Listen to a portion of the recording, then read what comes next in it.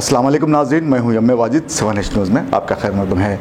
उलेशा के शहर बालासुर में मुस्लिम वेलफेयर सोसाइटी की जानिब से बारहा हुकूमत से नुमाइंदगी की गई है कि यहाँ एक यूनानी कॉलेज की सख्त ज़रूरत महसूस की जा रही है, लेकिन हुकूमत इस मामले पर टाल मटोल की पॉलिसी इख्तियार कर रही है, जिसकी वजह से तंजीम ने आज कलेक्टर से मुलाकात करते हुए एक याददाश्त पेश की है। पेश है इस मामले पर हमारे नुमाइंदे शेख नाजिम की बालासुर से ये रिपोर्ट। रेडी।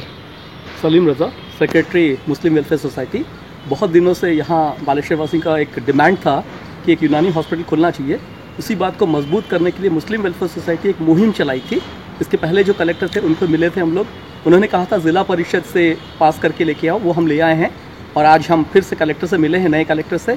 उनसे मिलने के बाद ये बात हुई हमारी कि बहुत जल्द वो यूनानी हॉस्पिटल बालेश्वर में खोलेंगे, जिससे कि काफ़ी लोगों को मदद मिलेगा। देखते रहिए 7H न्यूज़, आपकी आवाज़।